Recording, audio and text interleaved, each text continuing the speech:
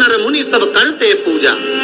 हे गोवर्धननाथ, कलयुग में तुम्हारे समान कोई देव नहीं होगा। संसार के लोग आपकी पूजन कर कर सुख पाएंगे। जो आपकी परिक्रमा लगाएगा, दूध चढ़ाएगा, मनवांछित फल पाएगा। ऐसे मेरे गोवर्धननाथ जी हैं। आप जो 4 दिवसीय, आज चौथा दिवस है लक्ष्मी पूजन का, 3 दिवसीय जो पहले पूजन कर चुके हैं, आज चौथा दिन। जो पूजन की थाली आपने सिक्के रख रखे हैं, उसी पूजन की थाली में जल का छींटा देकर रोली चावल मोली हल्दी से पूजन करना है। लाल पुष्प समर्पित करना है। 2 हल्दी की गठा, 2 कमल गट्टे,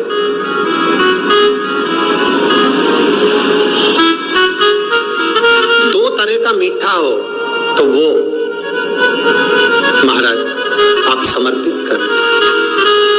2 अमरबेल के टुकड़े उस थाली में समर्पित करें और निवेदन करें माता लक्ष्मी से। 5 घी के दिए जलाएं, दीप प्रकट करें और माता लक्ष्मी की पूजन अर्चना कर कर भोग लगाकर माँ से निवेदन करें, माँ हम 5 दिवसीय आपकी आराधना कर रहे हैं जो दीप महोत्सव के रूप में। कृपा करो माँ, हमारे घर में धन वैभव लक्ष्मी का भंडार भरो माँ। माता से निवेदन करें और निवेदन करके माँ से तब 5 दीप उठाकर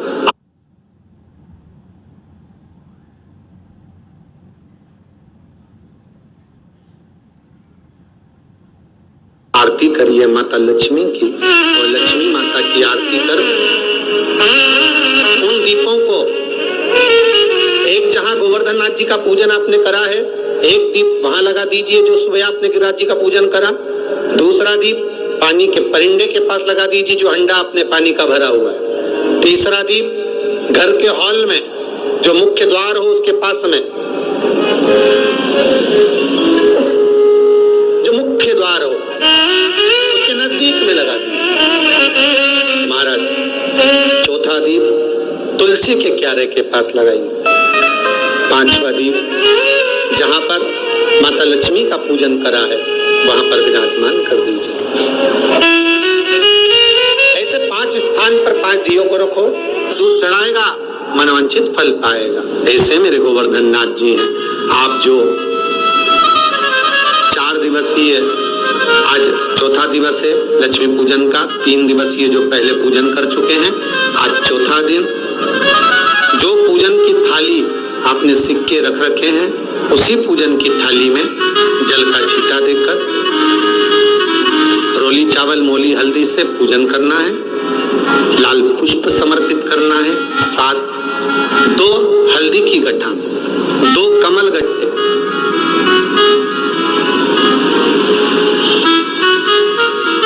2 तरह का मीठा हो तो वो महाराज आप समर्पित करें। 2 अमरबेल के टुकड़े उस थाली में समर्पित करें और निवेदन करें माता लक्ष्मी से। 5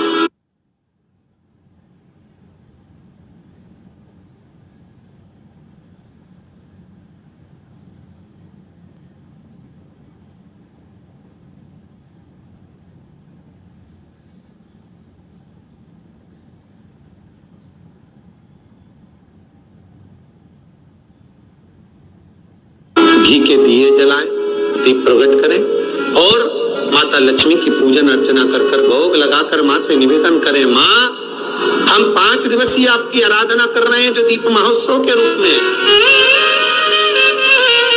कृपा करो माँ, हमारे घर में धन वैभव लक्ष्मी का भंडार भरो माँ। माता से निवेदन करें और निवेदन करके माँ से तब 5 दीप उठाकर आरती करिए माता लक्ष्मी की और लक्ष्मी माता की आरती कर उन दीपों को, एक जहां गोवर्धननाथ जी का पूजन आपने करा है, एक दीप वहां लगा दीजिए जो सुबह आपने गिरिराज जी का पूजन करा।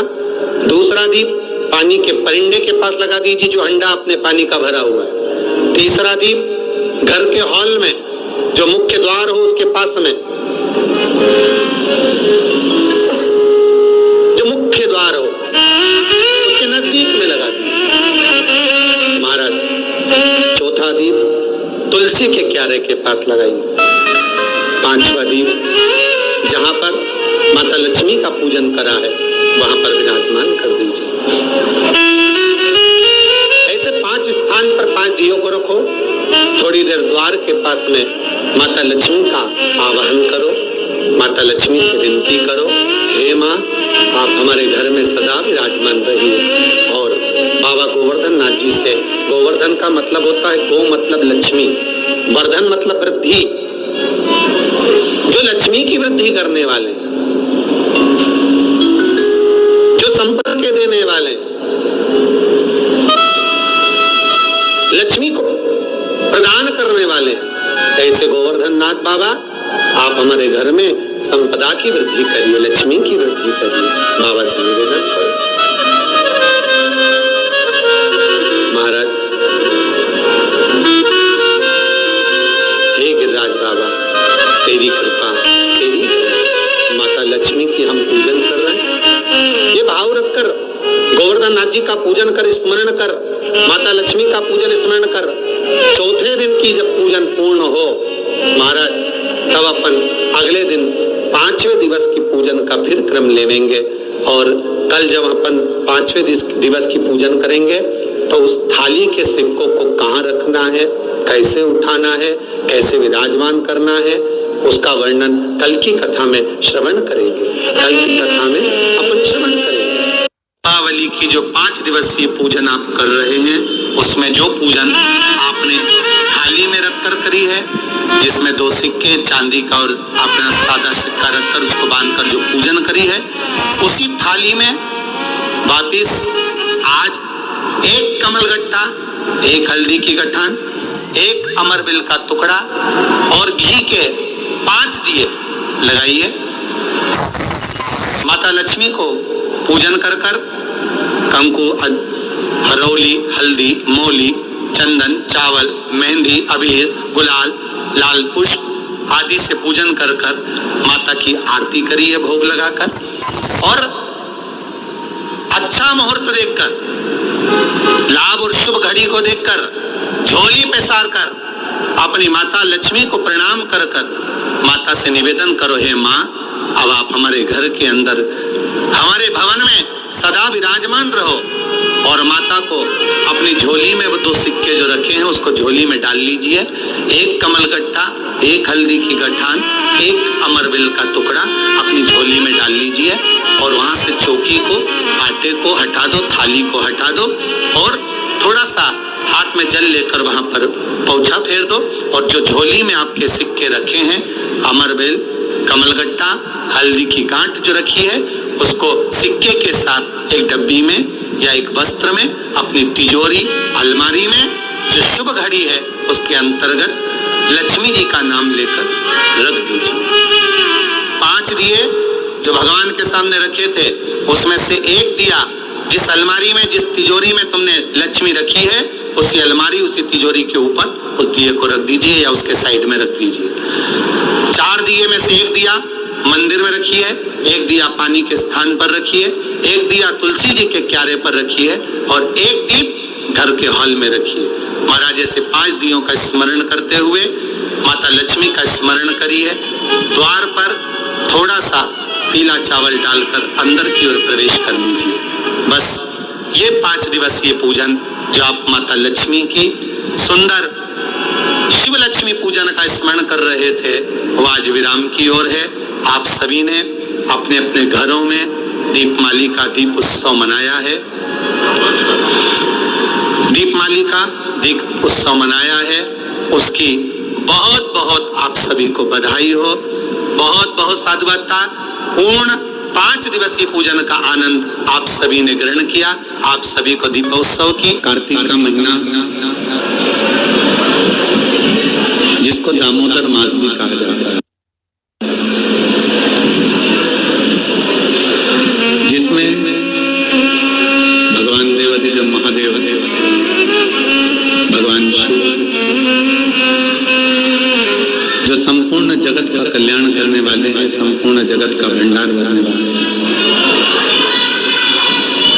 दामोदर मास में कार्तिक के महीने में भगवान शिव की पवित्र धरा से, कुबेरेश्वर बाबा की इस पवित्र भूमि से ये 3 दिवसीय शिव चर्चा का लाभ लेने का सौभाग्य मिला। कार्तिक के महीने में जो दीपावली की 5 दिवसीय पूजन होती है, धनतेरस,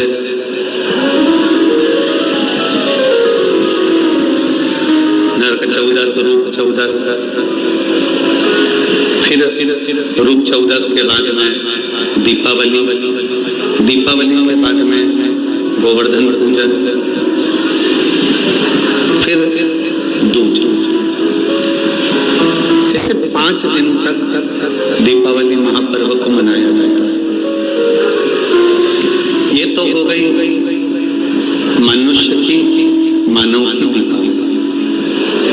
इसी कार्तिक के महीने में आपके लिए और हमारे लिए भी दीपावली पर्व आता है, तो देवताओं के लिए भी दीपावली आता है। आपकी और हमारी जो दीपावली है वो ये कृष्ण पक्ष के अंतर्गत आ जाती है, और देवताओं की जो दीपावली है वो शुक्ल पक्ष के अंतर्गत आ जाती है। भगवान स्वयं वेदव्यास जी महाराज ने स्कंद पुराण में, विष्णु पुराण में, कुर्म पुराण में, ब्रह्मवैवर्त पुराण में और भी अनेक पुराणों में कार्तिक के महत्व का वर्णन। किस कार्तिक की महत्वता क्या है? दामोदर मास की महत्वता क्या है? ऐसा क्या है इस कार्तिक के महीने में, इस दामोदर मास में, जिसके अंतर्गत भगवान शंकर की आराधना करी जाए, कुबेरेश्वर बाबा की आराधना करी जाए, लक्ष्मी की आराधना करी जाए, श्री हरि नारायण की आराधना करी जाए। भगवान नारायण और लक्ष्मी की आराधना कर हम सब कुछ प्राप्त कर सकते हैं। क्या नहीं है? जरा विचार करिएगा, कार्तिक महत्तम के अंतर्गत कथा आती है। सत्यभामा जी ने भगवान श्री कृष्ण से पूछ लिया कि मेरा पूर्व जन्म कैसा है और मेरा कौन सा पुण्य ऐसा रहा है, मेरे कौन से पुण्य के कारण यह कल्प वृक्ष मुझे प्राप्त था। ये वृक्ष तो किसी को मिल ही नहीं। जो वृक्ष देवताओं के पास में है, जो वृक्ष देवताओं के पास विराजमान है, देवलोक में विराजमान है, वो कल्प वृक्ष मेरे सत्यभामा, जो मृत्यु लोक पर द्वापर में मेरा जन्म हुआ है, मेरे को ये कल्प वृक्ष कैसे, मुझे ये कैसे प्राप्त हो? स्कंद पुराण का कार्तिक महत्तम वर्णन करता है। स्कंद पुराण का कि कार्तिक महत्तम की कथा में सत्यभामा जी भगवान कृष्ण से कहती है कि मेरा पुण्य कौन सा है। जैसे आज आपको अपने अंदर एक विचार लाना चाहिए कि आपका कौन सा पुण्य है कि जो कुबेरेश्वर बाबा की धरा पर बैठकर 3 दिन शिव चर्चा